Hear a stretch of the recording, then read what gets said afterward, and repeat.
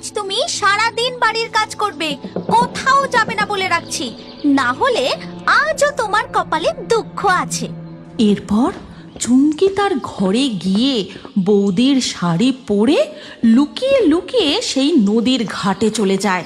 তারপর এবার আমাকে শুধু বৌদির মতো দুঃখের গান প্যানাতে হবে, কিন্তু আমার মাথায় তো অনেক চুল। জলপরি যদি বুঝে যায় আমি রাধিকা নই, না না, মাথায় ভালো করে ঘোমটাটা দিয়ে মুখটাও একটু ঢেকে রাখি, তাহলে জলপরি আমাকে কোনোভাবেই চিনতে পারবে না। এরপর চুমকি ঘোমটা দিয়ে তার মাথা ও মুখ ঢেকে দুঃখের কথা বলতে থাকে। তার কথা শুনে তিন মাথার জলপরি জলের উপরে মাথা তুলে নদীর ঘাটের কাছে আসে। তোমার 3টি মনের ইচ্ছা আমাকে বলো, আজ আমি তা পূরণ করব। আমি অনেক অনেক সুন্দরী হতে চাই। বেশ, আশীর্বাদ দিলাম। দ্বিতীয় ইচ্ছা বলো। আমার চুল যেন সবার থেকে লম্বা ও সুন্দর হয়। বেশ, তাই হবে। আর তৃতীয় ইচ্ছা? আমার তৃতীয় ইচ্ছে হলো আমার অলংকারের বাক্স যেন সব রকম অলংকারে ভরে যায়। আমি তোমার 3টি মনের ইচ্ছা পূরণ করলাম। এবার তুমি বাড়ি ফিরে যাও।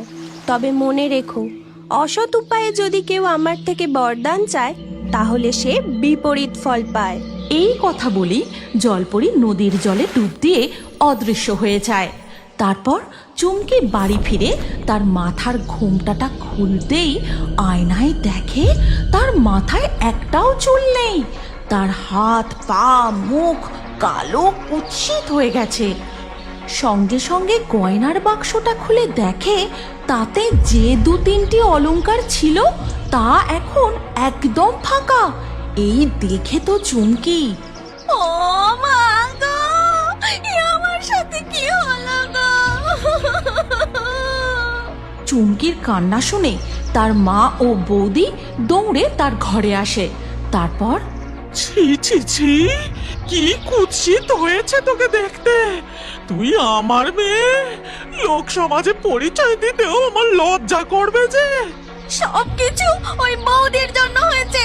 বৌদির জলপরি বন্ধু আমায় অভিশাপ দিয়েছে। চুমকির মুখে এই কথা শুনে রাধিকা সব কিছু বুঝতে পারে। তারপর সে দৌড়ে নদীর ঘাটে যায় আর 3 মাথার জলপরীকে ডাকতে থাকে। রাধিকার ডাকে জলপরী নদীর ঘাটে আসে আর বলে, আমি তোমার ননদকে উচিত শিক্ষা দেওয়ার জন্য তাকে বিপরীত ফল পাওয়ার বরদান দিয়েছি। ওকে ক্ষমা করে দাও জলপরী, ও ভুল করে এই কাজ করে ফেলেছে। কিন্তু আমি যাকে আশীর্বাদ দিই সেই আশীর্বাদ ফিরিয়ে নিতে পারি না। আজ আমি তোমাকে আশীর্বাদ দিতে চাই।